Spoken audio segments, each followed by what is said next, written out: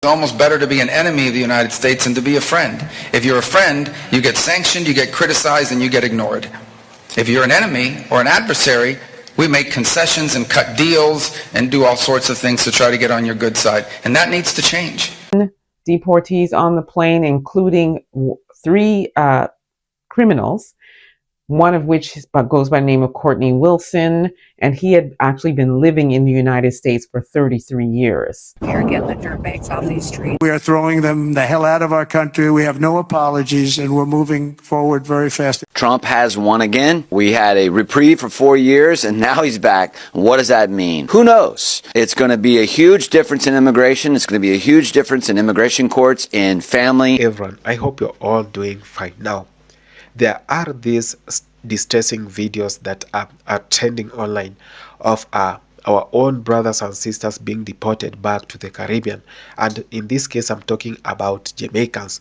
Now, this is very concerning, and this should actually be addressed by the governments of this country. So let's watch this video, then have a quick discussion at the end of it. Thank you so much. And the Jamaican government is saying it's not necessarily under the new order by Trump, but it was a monthly routine maintenance arrangement that had already been in the works. So apparently every month there's a group of people that are deported back to Jamaica. And so this falls under that category. However, it's no different than what he wants to be doing, right? Like, he's made it clear. With this group, some of them have been processed and released back to their families, and some are still being detained by the Jamaican authorities, maybe because there was some further investigation that had to be done on the Jamaican end before they're released and processed, but also maybe because it's a group of, criminals. They probably fled Jamaica to the United States. And using Courtney Wilson for an example, as I said, 33 years living in the United States, often they have established themselves. They have homes, they have careers, they have families, they've made babies in the United States. Under the Biden administration, you were able to get away with living illegally for that many years, but Trump is not joking around. So even those who are now trying to scramble to get their documentation, he has said a resounding no, you're going back. So the gravy train is over. Sad, but true. And it's unfortunate. You have to go through the right channels if you want to leave your country. Whether it's bad conditions or not, there's a process. This is not going to be good for a lot of people who have been living illegally in the United States. Because we've also heard reports that Trump is trying to end the birthright citizenship as well. So it won't even matter, potentially, if you have children that were born there. So what does that mean for the thousands upon thousands of Jamaicans that are living illegally in the United States currently? It means that you're on your way back home. But to those who have left criminal activity and came to the United States to continue with criminal activity, or even if you're living well, but illegally, you're on your way back.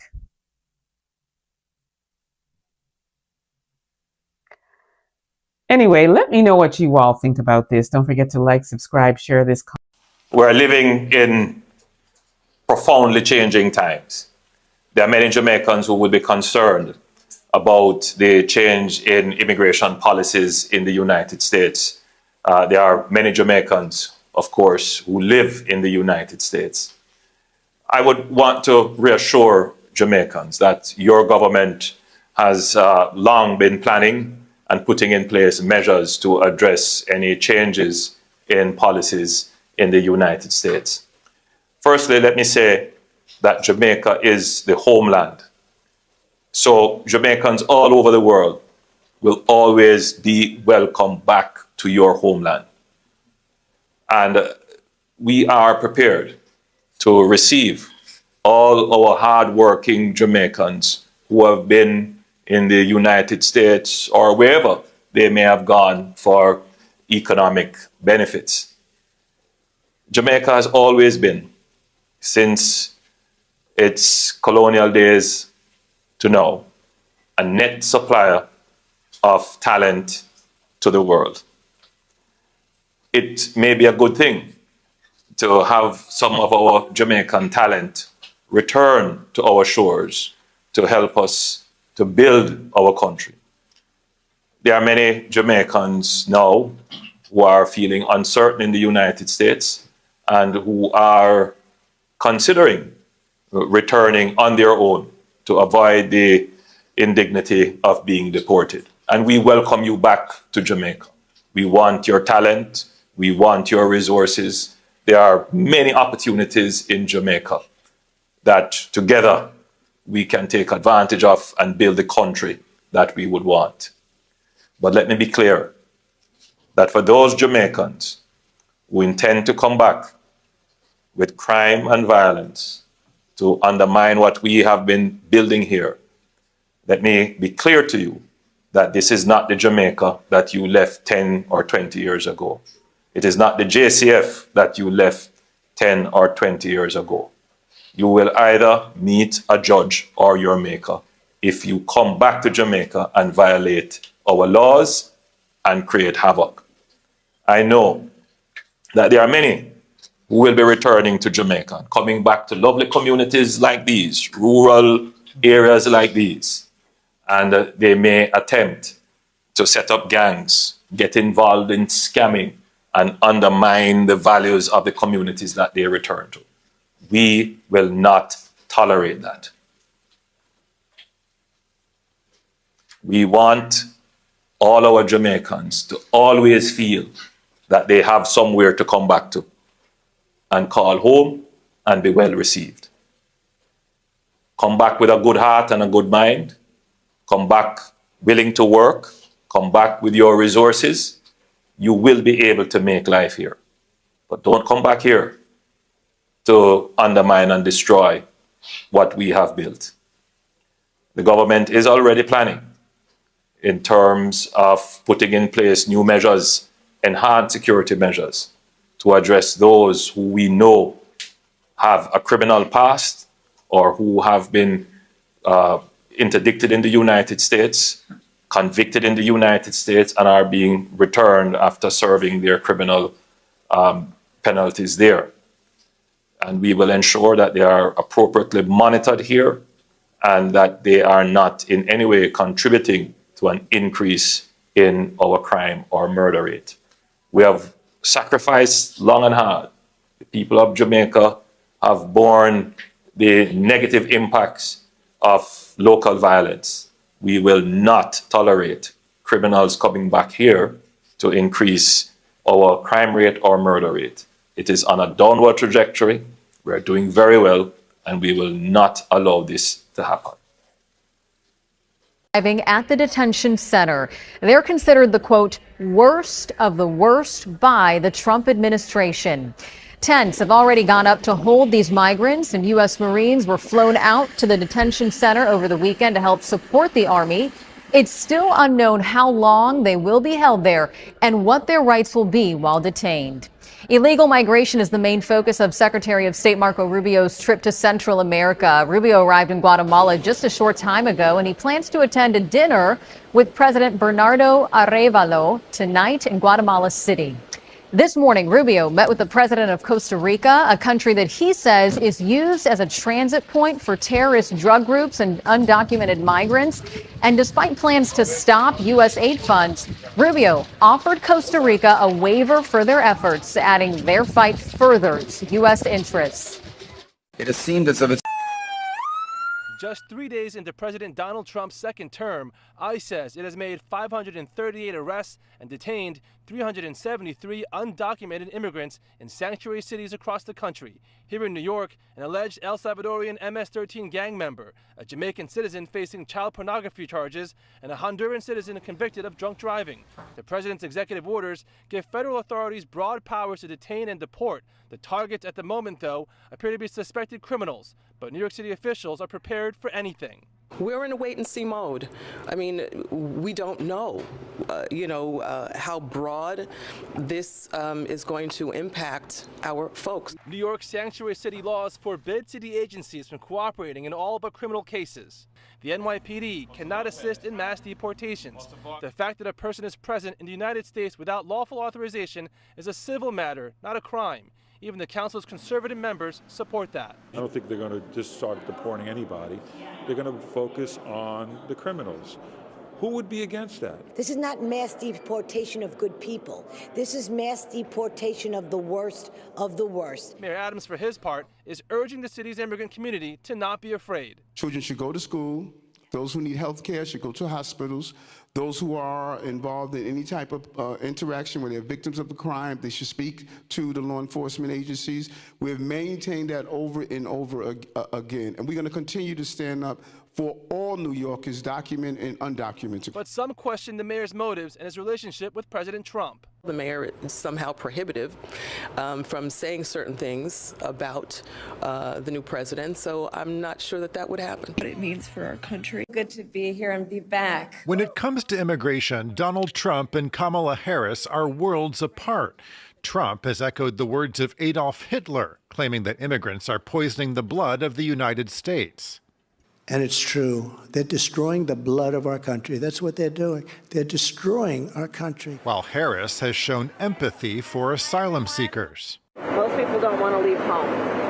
And when they do, it is usually because either they are fleeing some type of harm or they cannot take care of the simple and basic needs of their family by staying where they are. It's estimated there are some 11 million people living illegally in the U.S., 7 million of whom are known to the government.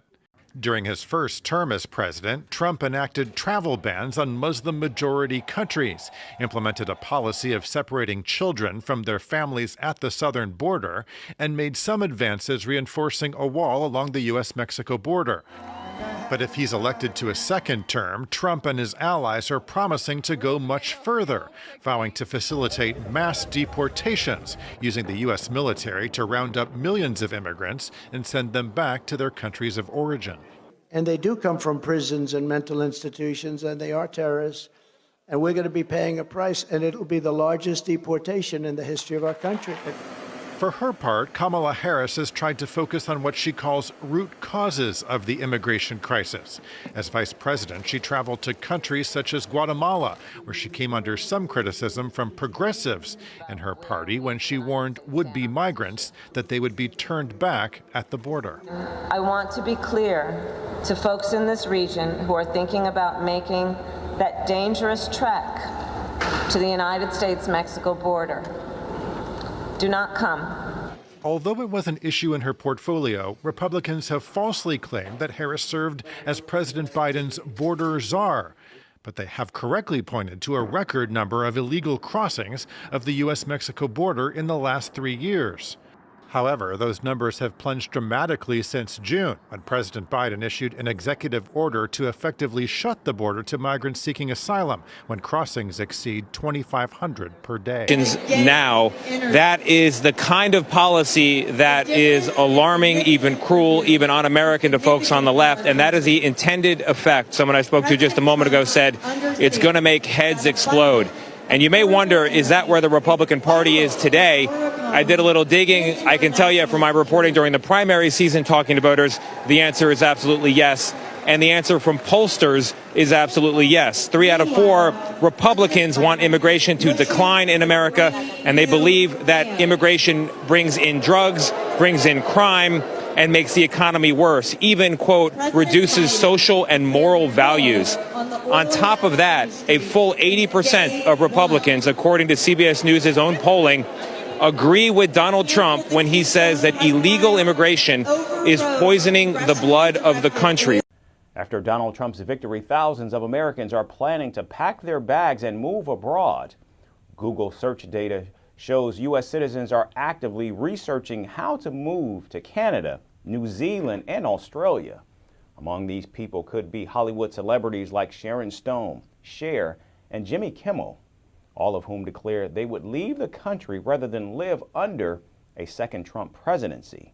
Our next report brings you more. President-elect Donald Trump's victory wasn't a happy ending for everyone after all. While some saw his re-election as a personal win, others expressed fear about America's future and declared the Republicans' triumph a war on women. With Donald Trump set to begin his second presidency next January, scores of Americans are now planning to pack their bags and move to a different country. Recent Google search data shows just that. Americans are worried about Trump's apparent threat to democracy and are now showing interest in moving to Canada, New Zealand and Australia. As the polls closed in the US East Coast on Election Day, Google searches for move to New Zealand jumped nearly 2,000%. That too, only within 24 hours.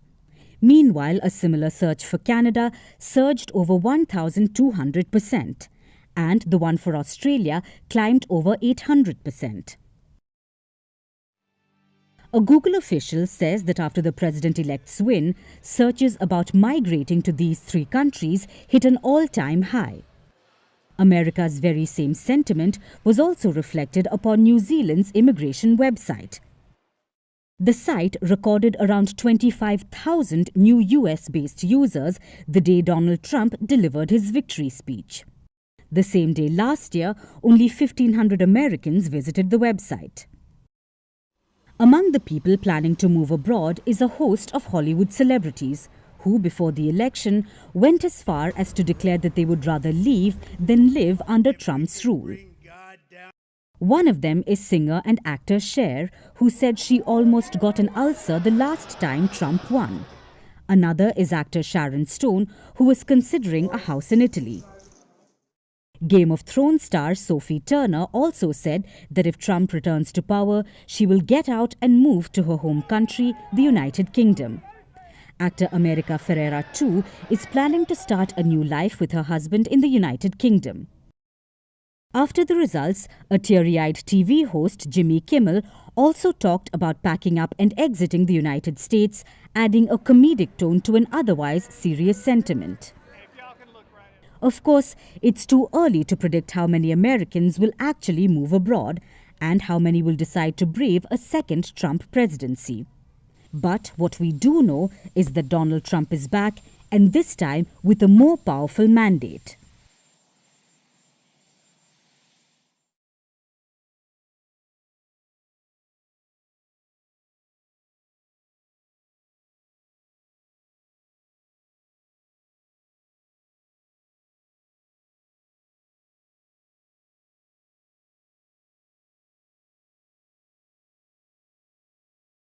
The United States.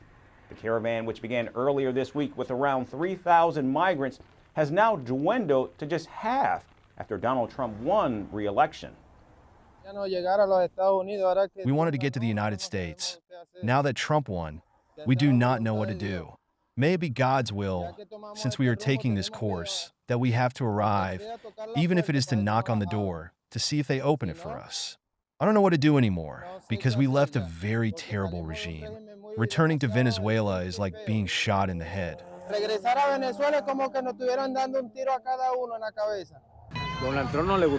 Donald Trump doesn't like Latinos. Donald Trump said he was going to remove all Latinos from the United States, a massive deportation. So now it's going to be harder to get in. There are going to be new laws, new regulations, new rules, and now it's going to be harder for us Latinos to get there.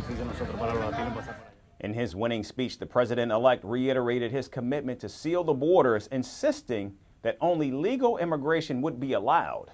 The president-elect's plan could further impose limitations on Biden-era programs like humanitarian parole and temporary protected status that temporarily allow some migrants to remain in the United States.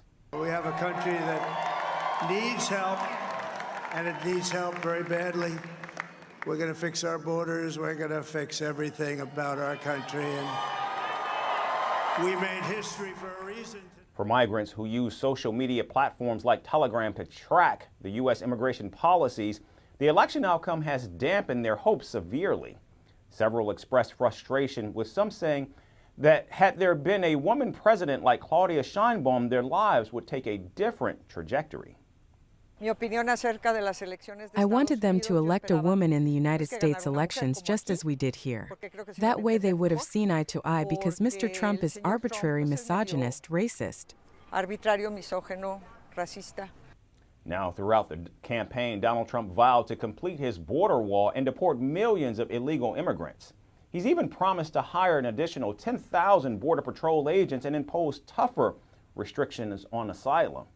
So in order to meet the goal of hiring 10,000 new agents, we need the agents. We need them badly.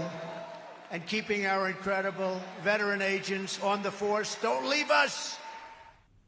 A post-election YouGov survey shows that Donald Trump has the support of 53% of Americans on immigration matters, compared to just 45% for Vice President Kamala Harris. As of now, the reality for migrants remains uncertain as they weigh their next steps, with many deciding to give up on their chances of crossing into the United States. Hello and welcome to this special edition of Vantage, live from the White House. America is Trump country again. He will be the 47th President of the United States of America. They're live from the White House, soon to be the new residence of Donald Trump. It was also here that Donald Trump brokered the Abraham Accords. So the voters have a legitimate question in their minds. If those presidents could do it, why not Joe Biden? The Arab voters want to punish the Democrats for supporting Israel. Joe Biden's shadow looms large over this election, and Kamala Harris may end up paying the price for it. This Trump hat, it says, President Trump save America. But this hat is made in China. And this is the Chinese interference that Americans must be investigating. But of late, Donald Trump and the Republicans have made some gains. And the biggest reason for that is illegal immigration.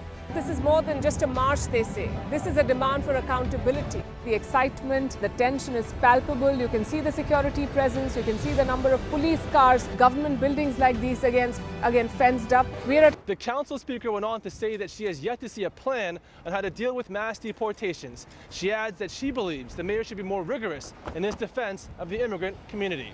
At City Hall, Stefan Kim, Channel 7, Eyewitness News.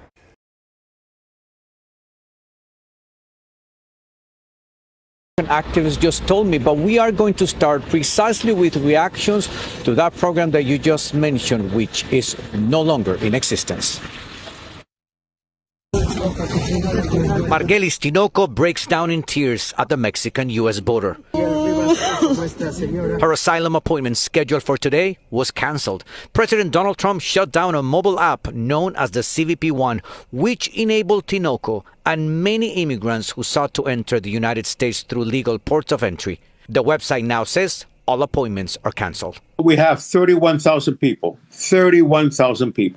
who remain in Mexico, had a way for people to sign up, walk through a line, be interviewed. We asked immigration attorney Willie Allen what options exist for Tinoco and many more like her. I'm not sure what's going to be the next approach. I am concerned. Not surprised at all. Jepsy Meletus, an immigration activist in South Florida, tells me her organization and many others began preparing for the executive orders announced today. It's also important that our family members take every measure, every action that's possible to protect their assets, their children, and their interests.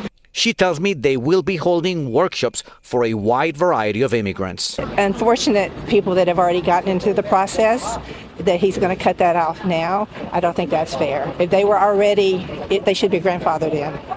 If they were already in the process of doing some kind of immigration legally. Mixed reactions on Monday at this Cuban landmark where many of the president's supporters gathered. We cannot have open border and everybody come in and they check him in and they have a pass and they send him to Chicago or New York. And I will send troops to the southern border to repel the disastrous invasion of our country. The first part of his inaugural address was dedicated to border security. We will also be designating the cartels as foreign terrorist organizations. It's a great day for America. He said exactly what the American people voted for.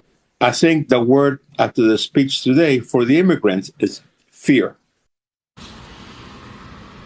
So there you have it. Besides the CBP-1, Also, the humanitarian parole program, which enabled hundreds of thousands of immigrants from Nicaragua, Venezuela, Cuba, and Haiti, is also no longer valid, and those people are in a limbo. But President Trump says that his priority first are going to be those with criminal records and deportation letters. We are live in Little Havana. Back to you, Lauren. Now, I've been watching a lot of videos and on the internet about deportation of so many people. We've seen Venezuelans, we've seen Latinos crying out, and now we've seen Africans crying out. We've seen so many other groups of people crying out in the US.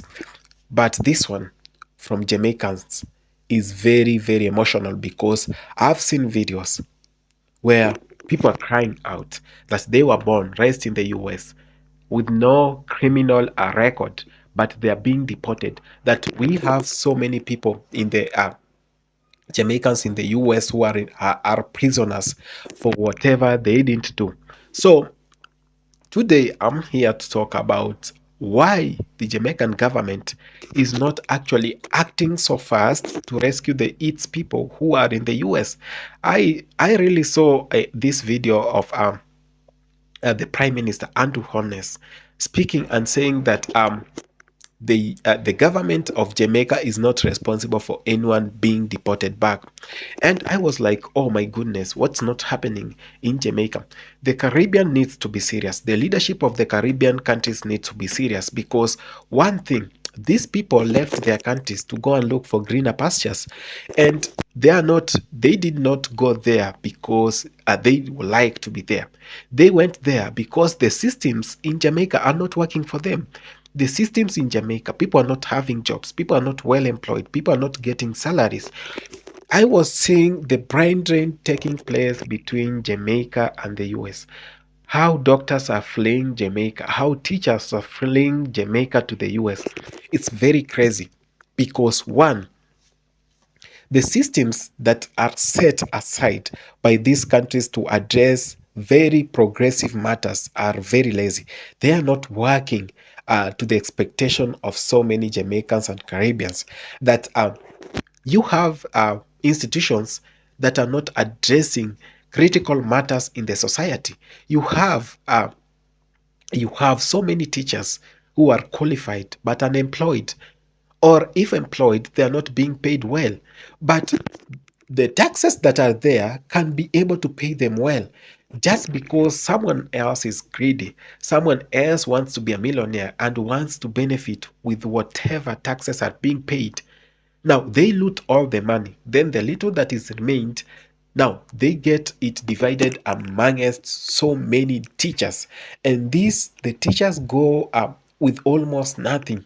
This is why we see so many crimes happening in the Caribbean, because and so many other countries, not just like the Caribbean alone, because the police that are to take mandates and keep peace and order in the society are not being paid well.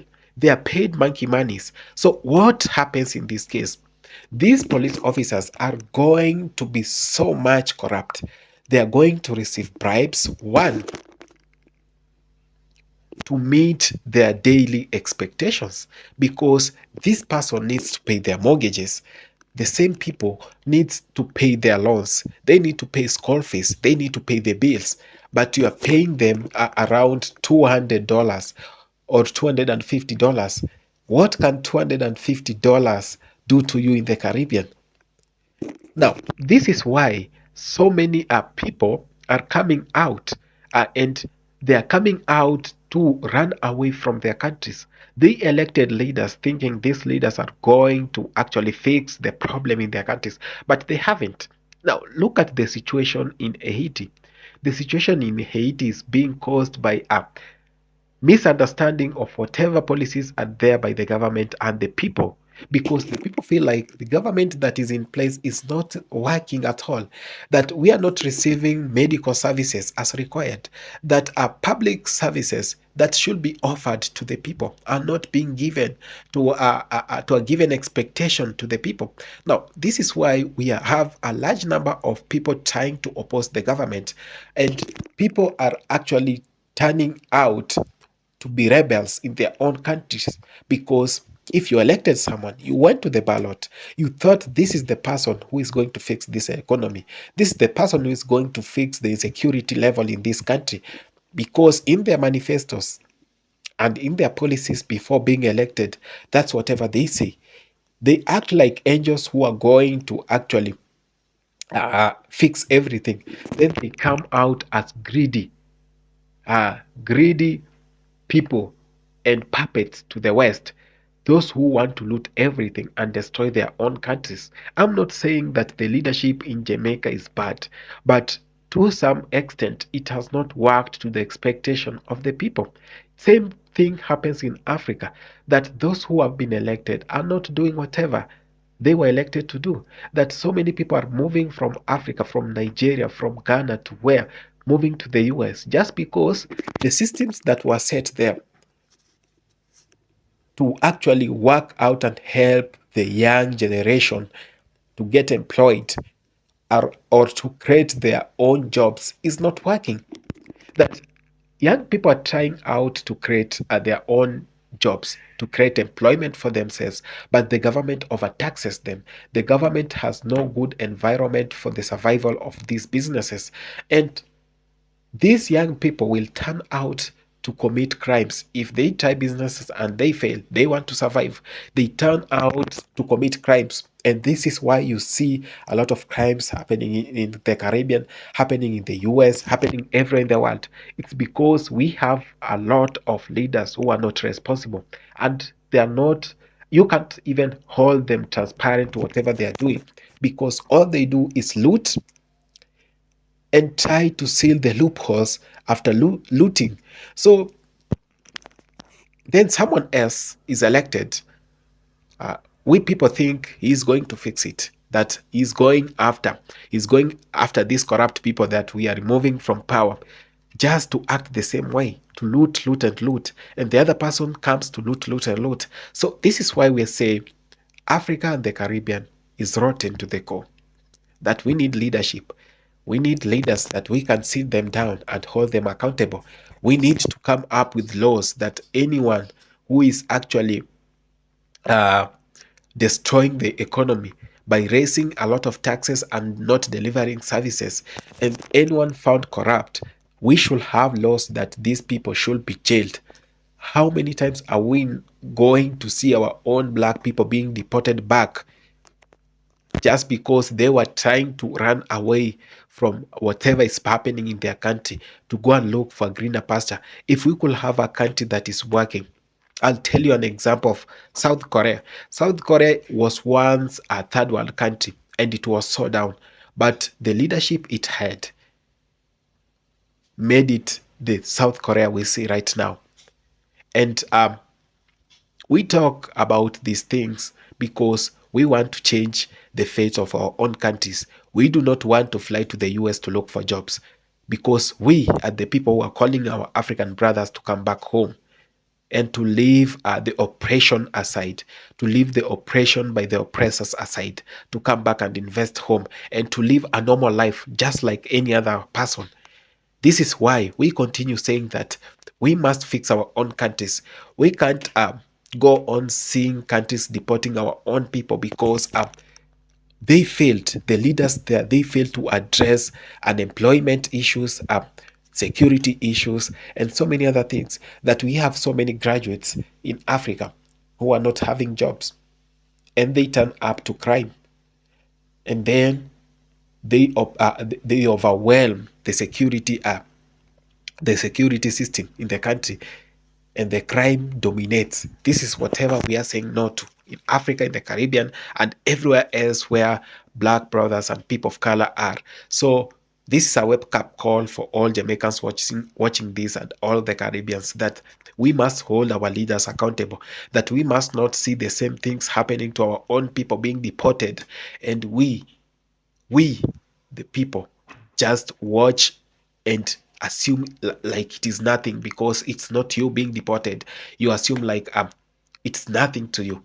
This is concerning, because this will one day hit you so hard, that these governments will one day come for us if we are not acting responsible to them. Thank you so much for having taken your time to watch this video. If it's your first time on the channel, please consider subscribing, sharing, commenting, and liking the video. Thank you so much.